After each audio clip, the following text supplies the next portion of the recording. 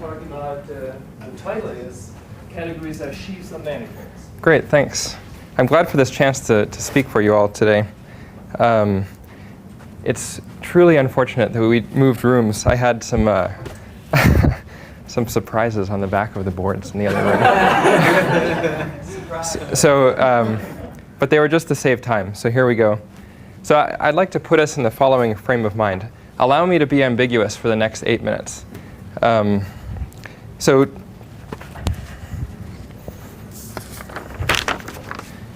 if we fix ourselves in some geometric context, like maybe smooth manifolds, maybe holomorphic manifolds, or maybe manifolds with a link inside of them, then if upon studying local invariants of these geometric objects, these local invariants tend to automatically inherit some kind of algebraic or categorical structure. The evidence for this is just immense. Like this is what we do, is notice these structures. But let me highlight a few. So a first baby example, or maybe not baby, but classical example, is that excisive invariants of spaces, these tend to automatically inherit something like a commutative structure. So this is articulated precisely in various places in algebraic topology. For example, maybe Brown representability is that homology theories correspond to spectra, and maybe with some connectivity hypothesis, then this is like an infinite loop space, E infinity structure. Maybe more something more geometric, not invariants of all spaces at once, but something that's been playing a prominent role in this workshop is factorization algebras. And I'm going to specialize to locally constant factorization algebras on Rn. Such things, so these are local invariants. These are certain co-sheaves on Rn. These correspond to En structures, which let me think of as n-compatible associative structures. This was we saw this, Ryan mentioned this explicitly in the case n equals 1. Another type of local invariance of a different flavor is captured by topological field theories in the sense of a functor from a Bordism category. So here we're interested in maybe invariants of n manifolds, where we're allowed to chop n manifolds up into little bricks and glue those together in certain ways. And so the cobordism hypothesis stipulates that this n category, board n, is the free symmetric monoidal n category with adjoints generated by a single point. So something about these local invariants, these kinds of local invariants of n manifolds, is in some sense captured by the combinatorics of n categories. So these last two piece of evidence I want to focus on. So I've decided to phrase my talk to focus on structural aspects of local invariants of smooth manifolds. So I'm specializing to smooth because that's where I can say something, and things become much easier. We'll see they become just combinatorial. I was debating whether I should talk about examples, but I'll reference many talks in the rest of the workshop for examples, if you don't mind. So to end my ambiguity, I'll write this goal. Yeah, OK.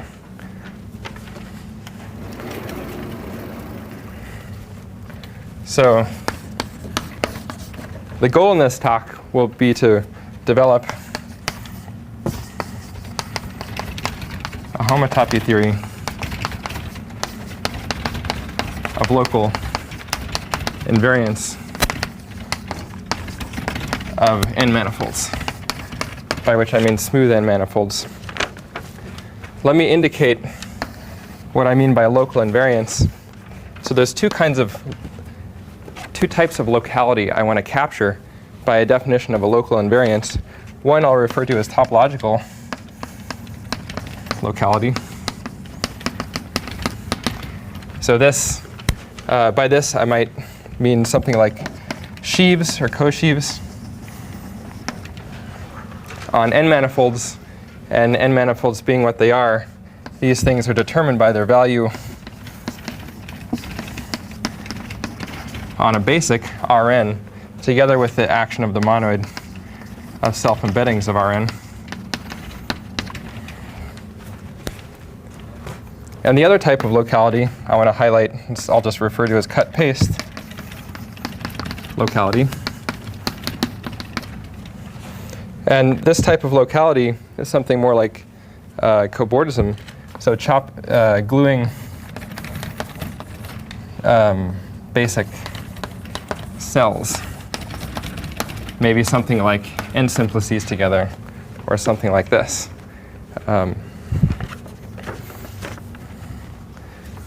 So of course, the reason for doing something, as usual, there's this competition between having a definition that accommodates a lot of examples and being easy to work with. So of course, we would want some notion of, yeah. When you invoke the word like sheaf or co-sheaf, I think there's something local to global. Can you make a distinction between what you mean by the cut-paste local global and the sheaf co-sheaf local global here? So, yeah, I'll just leave it in the ambiguous territory, if you don't mind.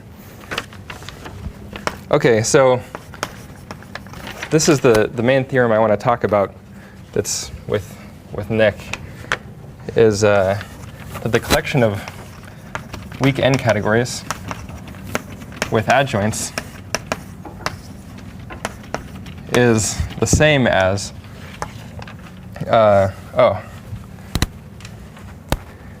an object yet to be defined that captures both these is a transversality sheaf.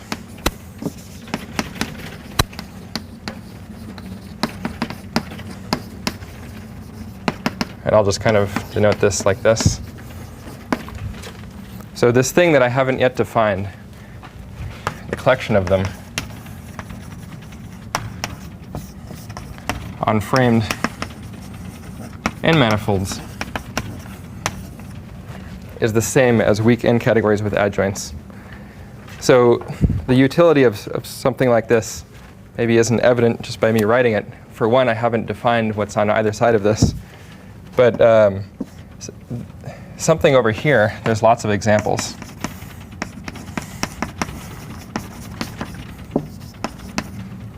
Whereas things on this side, especially when n is large, is kind of lacking. Lots of examples. Yeah, I'm talking smooth. There's an obvious action of z mod 2 to the n on n categories by taking opposites of various categorical tiers. Here there's an action of O of n given by changing framing. So this gives an extension of this action of z mod 2 to the n to all of O of n. What's the action there? So when n is 1, I'm talking about 1 categories. And the action of z mod 2 is by sending a category to its opposite. Hopefully, I'll get to this. So there's geometric constructions on the right-hand side that inform us about the left-hand side. And if I get to this, so an elaboration of Pointryagin-Thom theory gives us the cobordism hypothesis.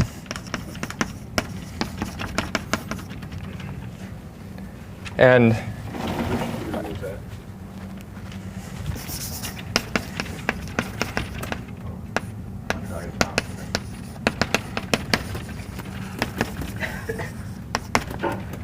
so in some sense, this is a categorified version of the work of Glacius, Madsen, Tillman, Weiss.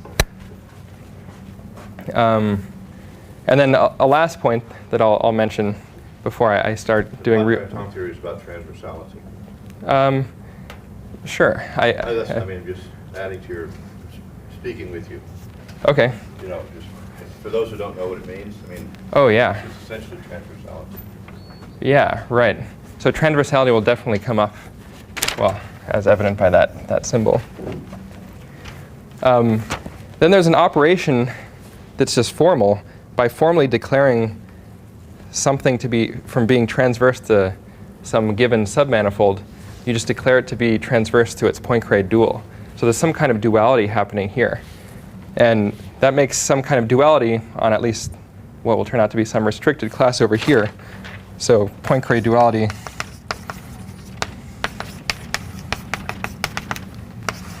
will inform us about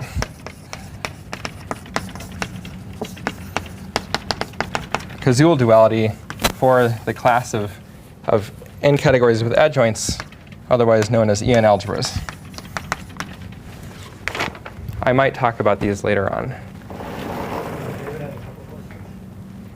When he's talking about O and extending Z2 to the n, are you viewing Z2 to the n as sitting inside as reflections about a coordinate or what? Yeah, that's right. The second is this the same Z2 to the n that Chris and Clark see in their infinity to the n? Perfect, yeah, that's right. And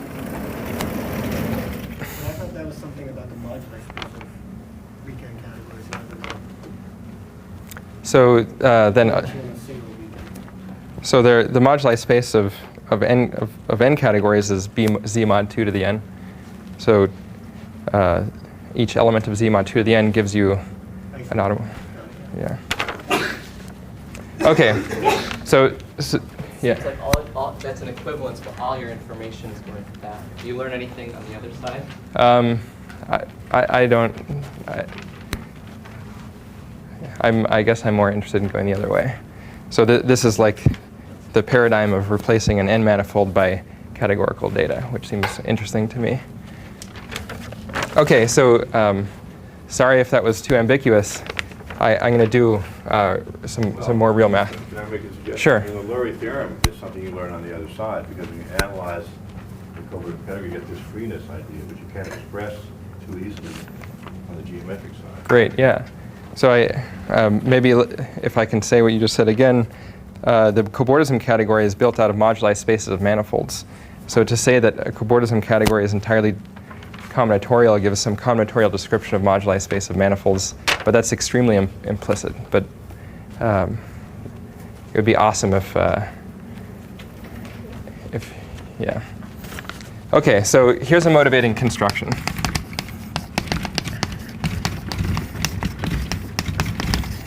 This construction will illustrate that there's some connection between these two sides. And I'm going to start with the case n equals 1. So let's take C to be an ordinary category. And M to be a framed one manifold. Then there's this construction, I'll call it conf sub C of M. Configurations in M with labels in the category C. And this is a space. Its underlying set consists of a finite subset, discrete subset of M, together with labeling data, L, which will be an assignment of, for every point in that discrete subset, a morphism in the category C. And for every, so we're in the situation of a one manifold, so for all the gaps, M minus S, I get an object of C. And I want this labeling data to be subject to a source target compatibility that's best illustrated just by drawing a picture. So there's my framed one manifold. A point in this set is a configuration of points in my framed one manifold. And I label each of those with a morphism F, G. I run out of letters. I'll just be redundant. and I label the gaps by objects, such that the source of f is this object, the target of f is that object. And this makes sense using the framing of the manifold. With a topology, so that there's 3 features. From these features, you can construct the topology on this set that or some equivalent topology. One is that points collide and labels compose. So I want to put a topology on this set so that f and g can collide, and then the label I put on that new point is f composed with g. This makes sense exactly using that we're in a framed 1 manifold. Points appear with label identity morphisms, and points disappear at infinity. So I allow a continuous path to take this point labeled by g and watch it move off to the right and just disappear altogether. So it's this sort of maybe strange non-compact topology on configuration space. What? Totally, yeah.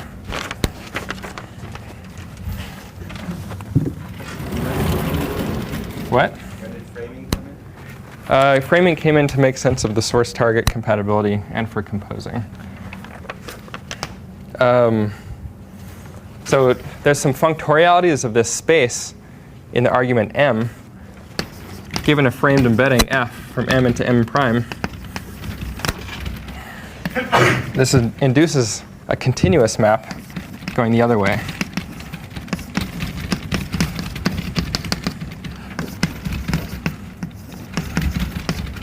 And this is given by sending s comma l to f inverse s comma l restricted.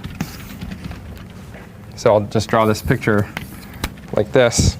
If here's our framed embedding f, and I have some dots in here with labels, then I can just look at those dots that are inside of the image here.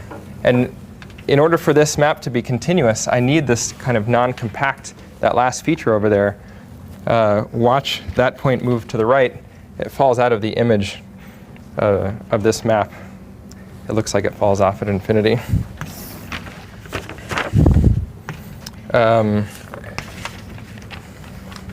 So this construction is giving us a pre-sheaf on framed manifolds. And even better, it satisfies descent. This pre-sheaf is a sheaf with respect to the standard Grothendieck topology on framed 1 manifolds. So that's my picture of a cover. Some dots in the bottom is exactly the same data as dots on the top, and the labels come along for the ride. The cover is finite? Discrete subsets. Does this address your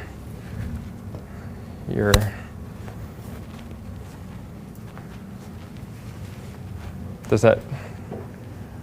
No, I was just wondering what is the cover? I don't understand the question. What is the topology? Oh, actually, maybe I think maybe we could talk about that later. Yeah. I mean, not because it's, yeah. I think it's just the usual Grothendieck topology on the category of manifolds and embeddings. So a cover here would just be a collection of smaller manifolds into which the union of the two actually covers the manifold. To cover it in a sense, you would OK, so we've just witnessed the construction. Given an ordinary category, we've constructed a sheaf valued in spaces on the site of framed 1 manifolds. Does this resulting sheaf remember the category? So that's the question I want to ask. And well, sheaves being sheaves, they're determined by their value on the basic R. And the space of framed embeddings on R is contractible. So the data of the sheaf, in some homotopical sense, is just the data of its value on R. But this is actually homeomorphic to the nerve, or the geometric realization of the nerve of C. And I refer to its homotopy type as BC. So if I'm about to do homotopy theory, so if I want to regard this like as a homotopy sheaf, then all I remember is the classifying space of the category, the group completion of the category. That doesn't remember the category. There's many categories that have the same classifying space. So in the theme of trying to recover C, I would say the answer is no so far. But I mean, this is a very particular model for the classifying space. Let's try to exploit its point set description. I mean, do you also expect something like the space of sections, this geometric space, which is Space of sections of, if you take conf of, I mean, this continuation space of M, is the same thing as mapping? Do you expect no. So no, this thing doesn't, this sheaf is not, it's not a good homotopy sheaf.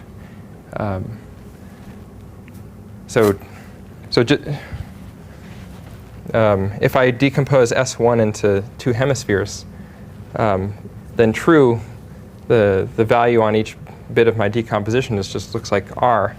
And then upon this equivalence, it looks like I'm just computing a mapping space from S1 into here. But I can do that provided my restriction maps are something like vibrations, and they're just not the restriction maps of my sheaf. I'll account for the non-homotopical nature of this right now. So let's exploit this point set description we have for this construction. Namely, let me invent a subspace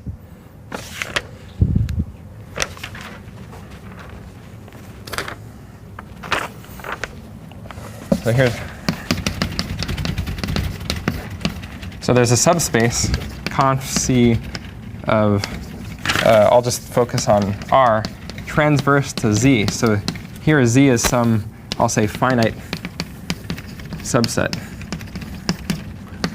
of R. And by transverse, so this is just the subspace of this, where we demand that the points are disjoint from Z. What is this bias?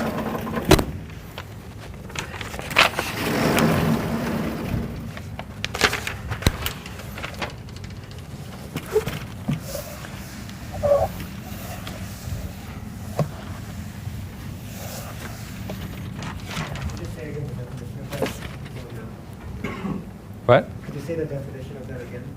Oh, yeah. So this is the subspace of this, consisting of those S comma L's, for which S is disjoint from Z. So let's investigate. Your zero manifolds are disjoint, transversal, it can only be disjoint. Yes. Perfect. So what's this?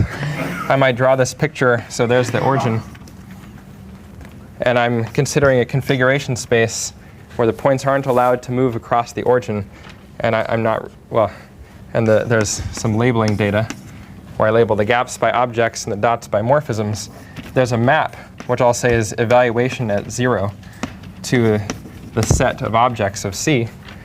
And that's just given by, well, the gap that contains 0 is labeled by some object, and I just assign to such configuration that object.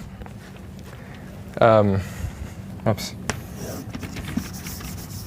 And moreover, with this strange non-compact topology, I can maybe zoom into a really small neighborhood of 0 and then just push everything else out off to infinity. And what I'm left with is the empty configuration with just the label of the object. And hopefully that convinces us that that map is a homotopy equivalence. Sorry, which object did you say? Well, I don't know where to draw it. The zero means a point plus an object by definition. So these are not zeros. These are objects. No, I mean that point with bracket around it means a point with an object attached by definition. So here's my configuration. The S is these hash marks. Yeah. And then my labeling data, I just called them all A. But those are objects. And then right here is the origin. The origin lies in some gap. Okay. And that gap has been labeled by an object. Right. Yeah. Do you think this is homotopy suite in this case? Yes.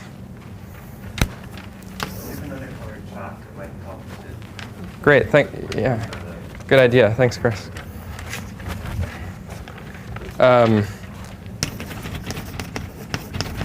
Let's consider what's transverse not to a single point, but 2 points. So here's my real line. My hash marks are my configuration with labels. That's 0. That's 1. Well, 0 and 1 now, they trap some dots in between them. Those dots are labeled by morphisms, which are composable. So there's a map to the set of morphisms, which just composes all the dots in between 0 and 1.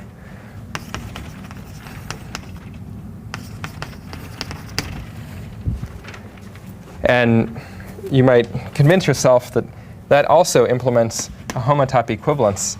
Namely, I can just throw everything outside of this, outside of 0 and 1, off to infinity. Everything inside, I just crush them all to the center, to 1/2, and then do the necessary composition.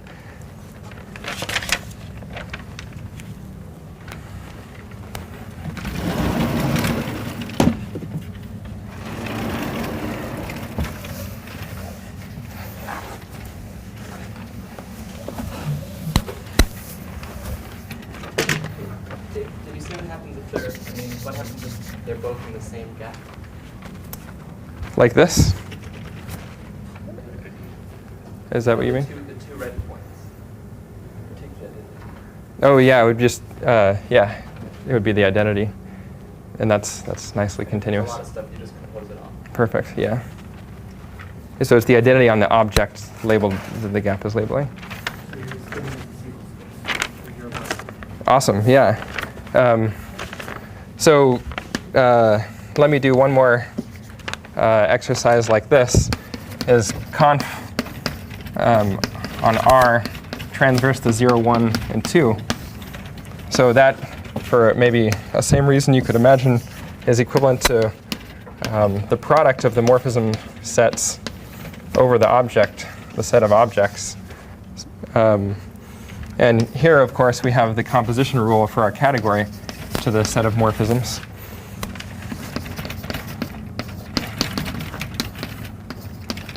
And the thing about being transverse is that if you're transverse to 0, 1, 2, then in particular you're transverse to 0 and 2. So there's a continuous map like this.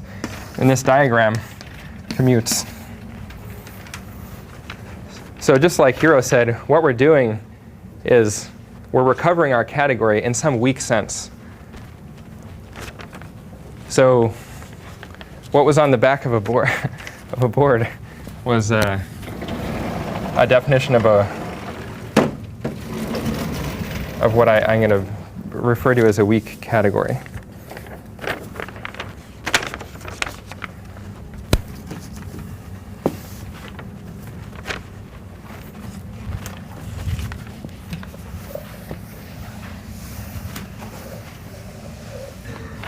Whoops.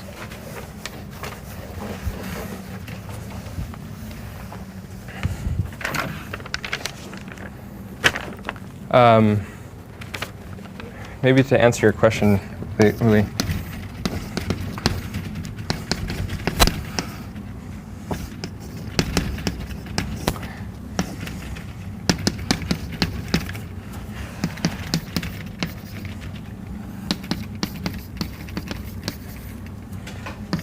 So there's this commutative square. The things transverse to a union are in particular transverse to each of them, and compatibly over what's transverse to the intersection. And provided Z intersect W, this guy, breaks R up into to disks.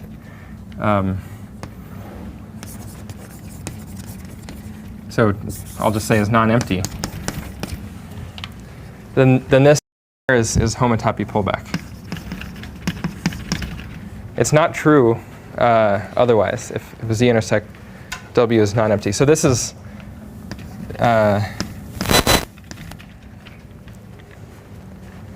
yeah.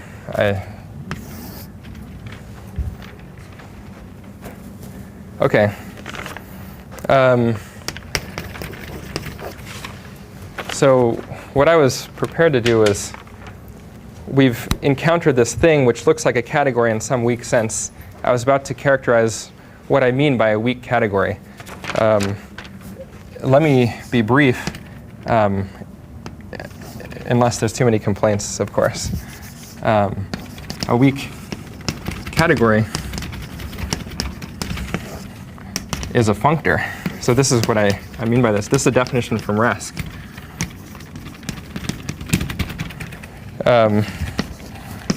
Into spaces such that two things. There's a Siegel condition, and there's one other condition, a completeness condition. The Siegel condition stipulates that a canonical map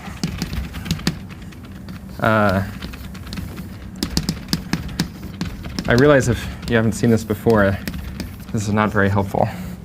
But this is an equivalence. I'm writing this on the board because I want us to think of this axiom as something like it sends certain pushouts to pullbacks. So delta, the category, has very few pushouts. But this is maybe a nice way of thinking of this. Just like sheaves, I can kind of think of as doing the same thing. So I'm writing that to this is like a sheaf condition on C. And then completeness, actually, if you don't mind, let me not put it there. It's not something that seems to come up naturally. It's a technical condition so that you have the right mapping spaces in this category of weak categories. My board work is. What do you call what C bracket P means? Oh, this is the space of P simplices. When you find the Siegel property, what is that? This thing? Yeah. So that's the space of P simplices. That's this functor evaluated on bracket P. Yeah. But the point to be emphasized here is that this definition of a weak category is a combinatorial thing. And in as much as delta is a combinatorial category that in some sense doesn't know anything about one manifolds, sort of.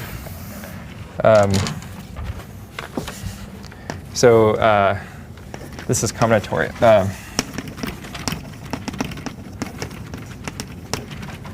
In some heuristic sense, a simplicial space is an infinite amount of data, one piece of data for every bracket P, together with more information for every simplicial structure map. The Siegel condition, in some sense, says that actually a Siegel space is a finite amount of information. It's kind of like saying it's a space of zero simplices, one simplices, and a composition rule, and the rest of the information is just there to keep track of homotopy coherence. So combinatorial, sort of finite or whatever.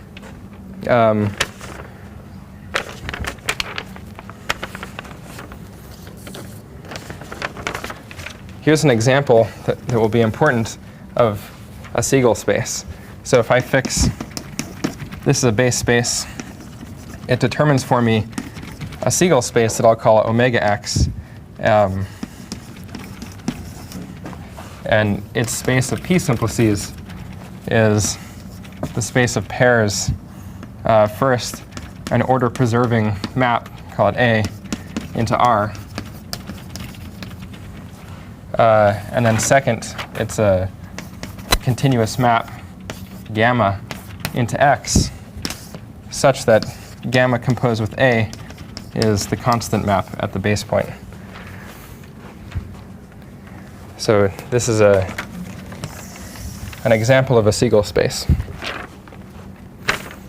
And I call it omega x for good reason. After that A, what does it say there? Order preserving.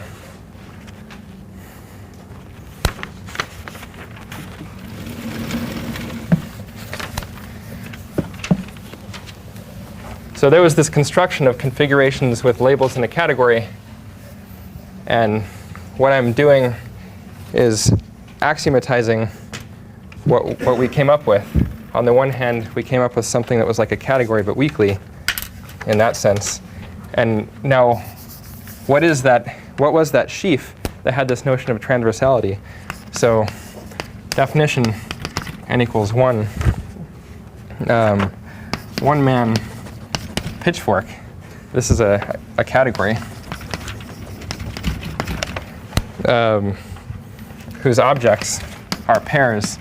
It's a framed one manifold together with a finite subset. So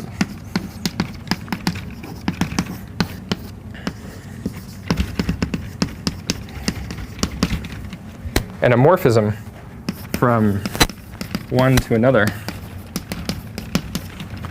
is it's a framed embedding together with a path. I'll write it with squiggles, gamma, to from the image finite subset to the target. Where what I mean by path, well, this is a movie of finite subsets where certain moves are allowed. Points can collide and points can appear.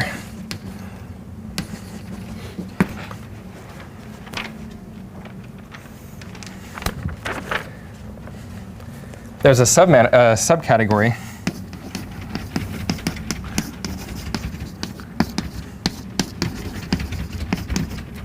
where just exclude the collisions.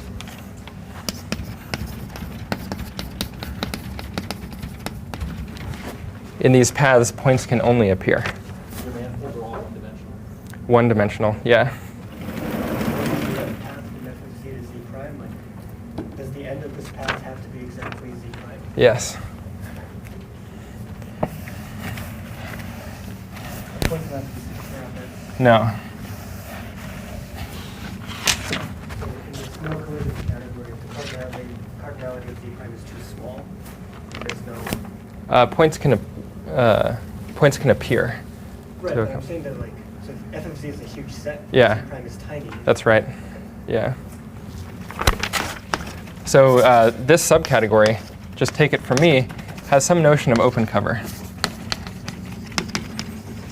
So I'll say heuristically, it's what we mean usually by an open cover on this coordinate. And down here, it's an open cover, so just a surjective, all the points in z prime are hit.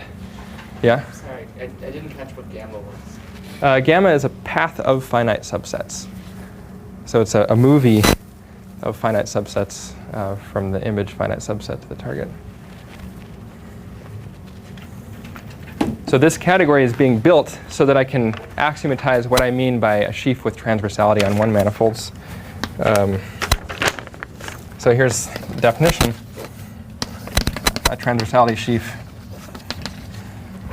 is a functor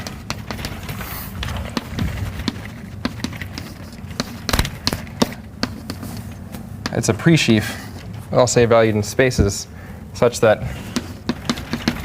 psi is 0, its restriction to the subcategory is a sheaf. And then to reiterate this theorem for n equals 1 is that weak categories are the same as transversality sheaves on framed one manifolds.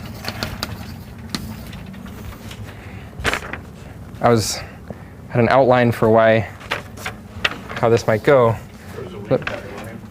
that Oh. up there. So here's some examples of sheaves with some notion of transversality. Actually, let me first point out, through this equivalence, C goes to something,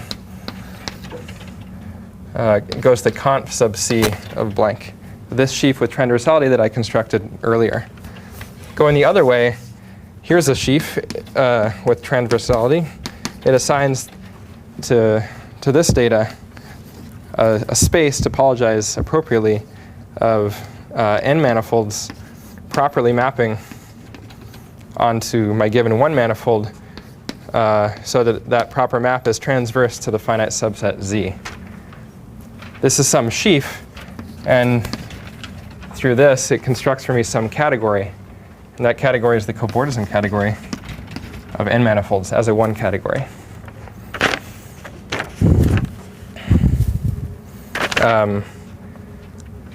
Let me say this in words. Suppose I had a sheaf that was based. So there was some canonical base point in every space of sections of my sheaf. Then I can take the compactly supported sections of my sheaf using that base point, and I get some co-sheaf. If I trace through what happened on this side, if my sheaf is based, that means there's a canonical object in my category. Why don't I just say that there's just one object and it's that object? So a category with one object is an associative monoid. And this co-sheaf corresponds to the factorization algebra corresponding to that associative monoid. So to connect it with factorization algebras, these are like this is on the pre-Verdier dual side of, so in the correspondence between sheaves and co-sheaves, in the case of base sheaves, then so I'll say Verdier duality assigns to a based sheaf a co-sheaf, and which side is the pre-side? The based sheaf. The based sheaf is the pre-side. So this is like a many-object version of factorization algebras, which are locally constant. That's what you mean by causal duality being given by boundary duality. Yeah. Well, it's not as, yeah, that's right, in this n equals 1 case. Yeah. So, oh, perfect. So that I've talked about the n equals 1 case, and really, maybe who cares about framed one manifolds? They're pretty easy. We want to talk about n manifolds, and this will require a definition of a weak n category. So, yeah. Maybe there's the same question as before. I mean, assume that you know the sheaf side. Yeah. Assume that you know the category side. Okay. Could you say what the corresponding evaluation of the sheaf on the whole thing, on the circle is? Oh, yeah. So I was going to get to this later, but can I get to that later? I'm definitely going to mention it. Of course, I'm interested in the higher definition. Yeah, yeah. So this has, of course, to do with Hochschild homology, but yeah. So take it from me. There's another combinatorial category, theta n. So there exists a category theta n with theta 1 equal to the simplex category. And this is just some other combinatorial gadget.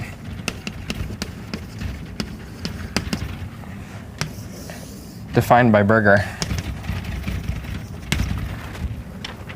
And I can essentially just replace everywhere that had delta with theta n, and that's my definition of a weak n category. Can you intuitively say what it is for n equals 2? Sure. So let me, instead of writing this expression out explicitly, I'll just say it sends certain push-outs to certain pullbacks. And that's what I'll mean by a weak n category. I'll draw a picture. So when n equals 1, let me maybe draw bracket p as this picture, 0 to 1 to bracket p. And likewise, an object of theta 2 looks like one of this. Looks like a picture like this, where maybe I put arrows on stuff. Is that helpful? So I'll regard pasting.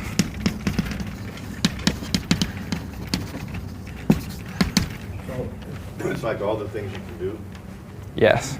This captures, this is like a bunch of morphisms, two morphisms, one morphisms that are about to be composed in the way indexed by this picture. I mean, in ordinary category, all you can do is draw Yes. this line. That's right. So, so we saw, I wanted to keep some of these up. So we saw that somehow configurations of points in R had, I mean, a finite subset of R canonically inherits a linear order. And if that finite subset's non-empty, this gives me an element of the simplex category delta. So we might hope something like that is true for this combinatorial category theta n. Given a finite subset in Rn, is the combinatorics of that an element of theta n? So there's The subset of R gives you cell decomposition. True. It's a lot more. Oh yeah, The play. sure.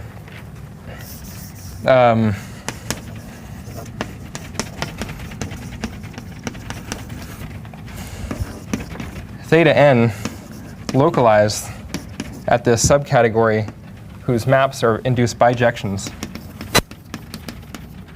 on the top cells of these pasting diagrams is equivalent to some category of configurations in Rn. So this category of configurations is very much like the space of configurations I mentioned.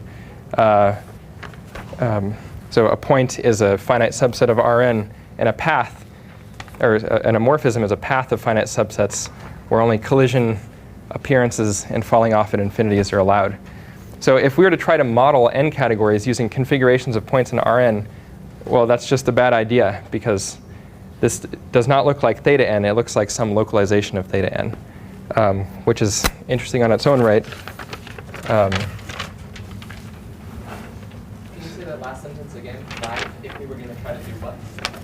If we were to try to talk about sheaves with transversality on n manifolds only using configurations, just like we did in one dimension, then we wouldn't be modeling all n categories.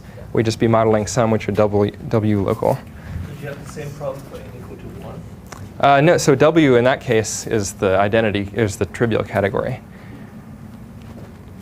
I thought the W meant sort of like the morphism that you have in your. Okay. Mm.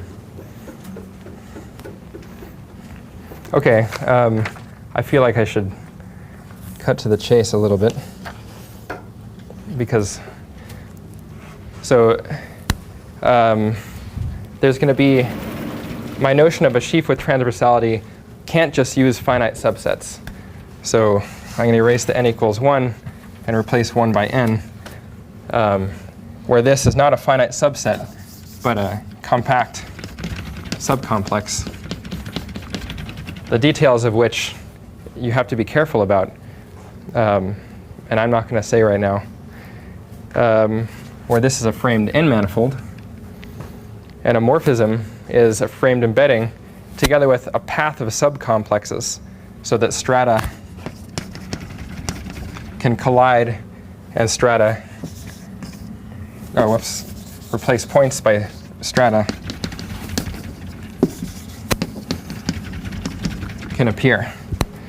So I realize hopefully that's helpful. There's a very, this seems unwieldy, and it was at first, but there's a very convenient model for this. And then there's a subcategory indicated with the sub-0, where you only allow strata to appear. Think of all this as some sort of rectilinear strata, or is it? So that would give examples of this kind of strata, but this is way more general than that. So really, I think of Z as I want to think of it as just a submanifold of M, but maybe a submanifold with boundary or corners, or even more generally, some singular submanifold. And I'm keeping track of it because in this definition, I want to think of the value of a functor on M comma Z as those sections of my sheaf on M which are transverse to all the strata in Z. So and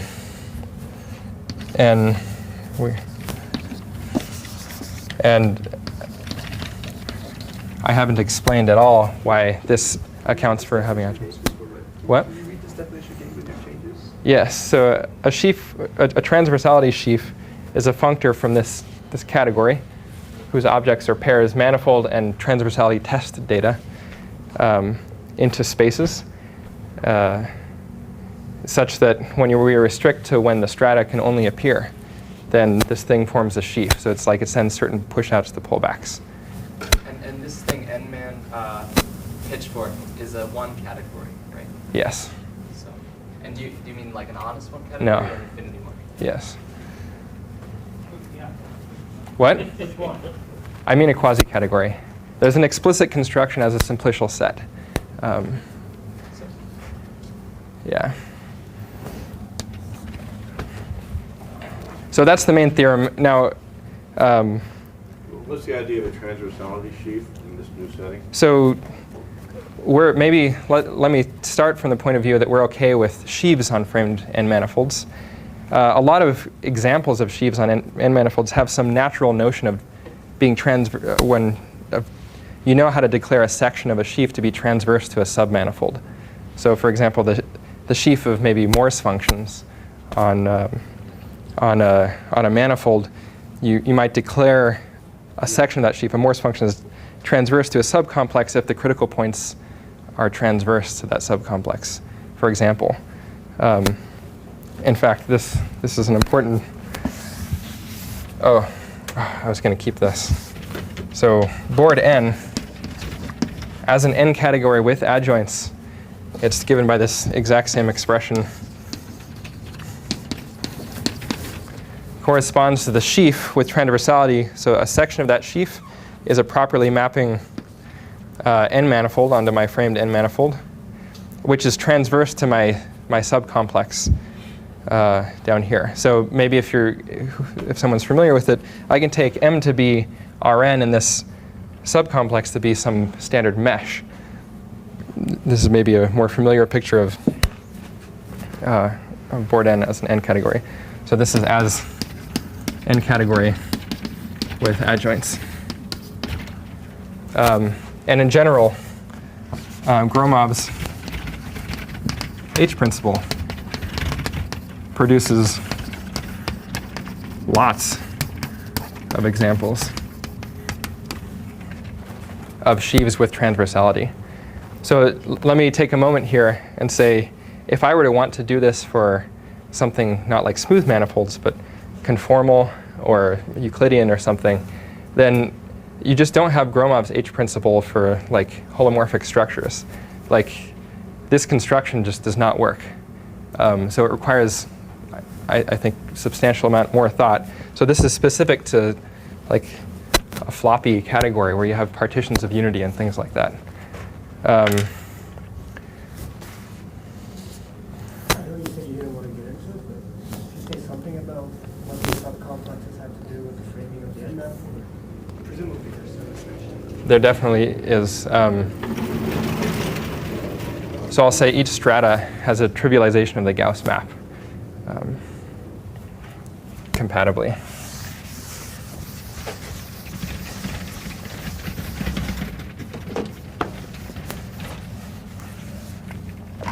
Okay, so in the last 5 minutes, the idea behind that we had for making this theorem is this seemed to be the underpinning for a lot of theorems that relate category theory to differential topology. So let me observe that N-man pitchfork forgets to just N-man. I always mean framed N manifolds. I just forget the Z data. And in fact, this forms a Grothendieck vibration So an application is if we fix, so C is an n category with adjoints, then I can create a functor. I'll call it integral over argument with C from n manifolds op. So there's no pitchfork into spaces. And this is given by sending a manifold to take the colimit over all ways of putting a suitable subcomplex in there. And I evaluate my category at that subcomplex, which makes sense because through this theorem, I'm thinking of this as being able to eat these kind of arguments. So examples, n equals 1, then this is the Hochschild homology of the category.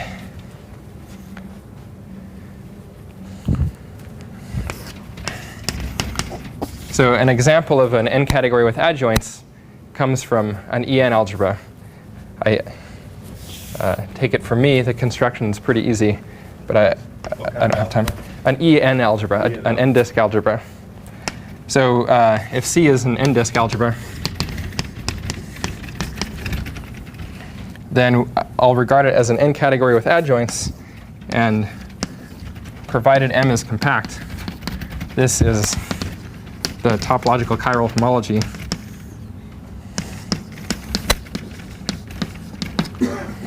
So this is some kind of category version of topological chiral homology. I needed M to be compact because otherwise it would be some like Borel-Moore version of topological chiral homology. And that kind of non-compactness allows for many objects.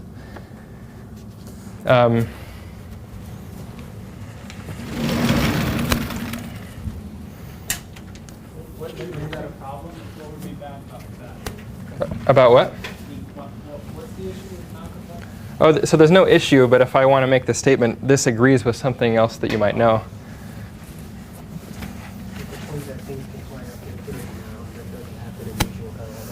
Perfect.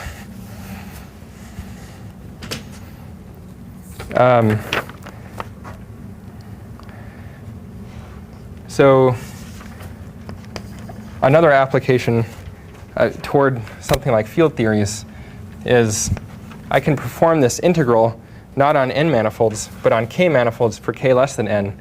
And I do that by take your k manifold, cross with, say, r n minus k, and then apply this.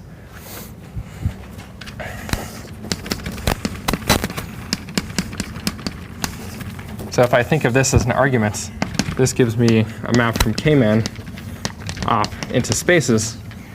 But even better, by putting in subcomplexes in this n minus k coordinate, I don't just land in spaces, I land in this model of n minus k categories. And these things assemble to give a topological field theory I'll call Z sub c from board n into core sub n. So what is this? So we've seen what this is. That's actually an n plus 1 category whose objects are n categories. And the n minus 1, or the n category of morphisms from C to D is a functor from C cross D op into core n minus 1. I'm using internal hom of n categories. So this is an inductive definition of what I mean by core n. So this is a morphism from C, the n category, to D, an n category, is the data of a functor, like this. Composition is given by taking coends in the appropriate sense. And I'll point out core n, it receives a map from the n Morita category, whose objects are En algebras and their bimodules iterated. It also receives a map from the n category of, or the n plus 1 category of n categories by you take a category and essentially just remember it's a category of modules. So this thing is large, and field theories landing in this or this, well, you can read it off from this this arrow. So, what's that? Yeah. So I'd like to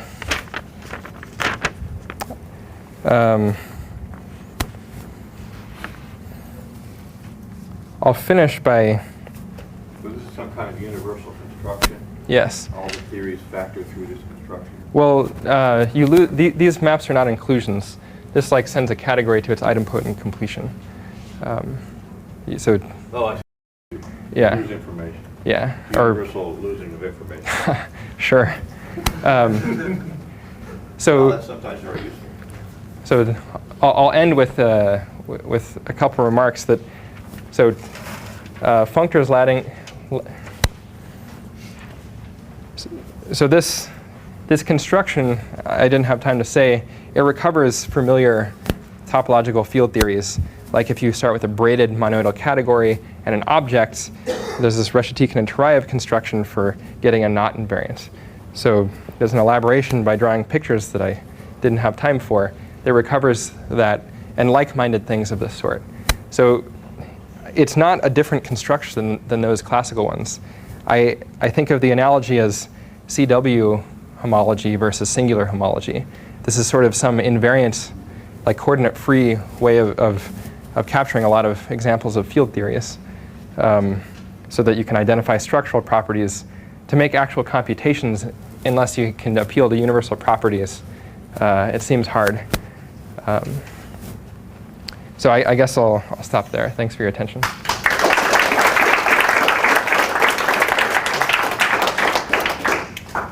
questions? I mean, you mentioned the sheaf of some Morse function sheaf. Uh-huh. Do you have an application involving this? So is there an application to the Morse function sheaf explicitly? I'll say kind of no, I mean maybe, but so Soren Glacius. I mean, a lot of this work first started in my thesis, which I was very much inspired by Soren's work. He has a construction for how to show that the space of framed functions, so Morse functions where you allow birth-death singularity and you frame the negative eigenspace,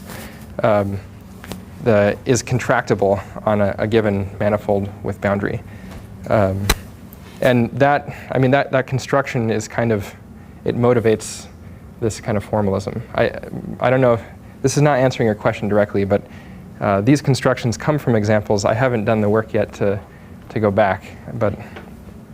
No, I mean, okay, my question was of course heading to whether that maybe you find a more conceptual construction of higher Reidemeister torsion. Oh, like this, using, that's why I'm asking, because it would be, I mean, yeah. all sections or points in these spaces. Yeah, my collaborator Nick has some dreams. So can something around this capture higher Reidemeister torsion? I don't have anything good to say about that, but maybe. So, just like a piggyback question. So, do you know about the Morse category thing that Fukaya Owano defined and that Lambert Zaslow used in the Fukaya category stuff? I don't know what is it? Okay, cool. Yeah. Can you just say a few more words about these examples of categories coming from the H principle? Just to elaborate a little bit. On those examples? Yeah. Yeah, so I hope people don't feel cheated, but secretly I'm doing things very much like homotopy coherently. So an honest sheaf, a strict sheaf on framed n-manifolds valued in spaces will not necessarily be an example of the things like this. I need to consider like, I only consider those strict sheaves which are like homotopy coherent in an appropriate sense. And what's one way of an arrow one way of articulating this is sheaves that satisfy Gromov's H principle, so microflexible sheaves. They'll be suitably kind of homotopy coherent to do this kind of construction. Does that help for answer? So examples of this are like the sheaf of symplectic structures satisfies Gromov's H principle, whereas a symplectic structure, of course, is not a priori something like homotopical. It's not just a fiberwise structure in a tangent bundle. But complex structures versus almost complex structures is just not an equivalence in dimensions higher than 2. So, in this category core N, Yeah. the existence assertion of the Gordon's hypothesis is Evaluate. You also see some uniqueness.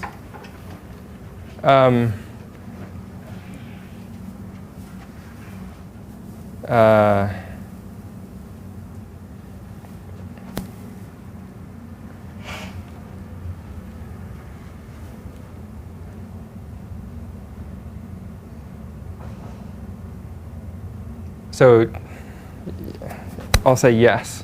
The subcategory of fluidizable objects here is n categories with adjoints, and then appeal to the Bordism hypothesis. Is that? But if you didn't know the Gordon's hypothesis, Uh-huh. I mean, could you see that Z sub C was uniquely determined by the fact that? Yeah. I don't know. So I don't know. I think so, but I haven't given it careful thought, so I'm not going to stand by it.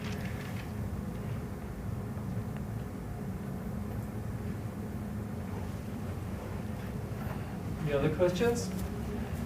Let's let the speaker again.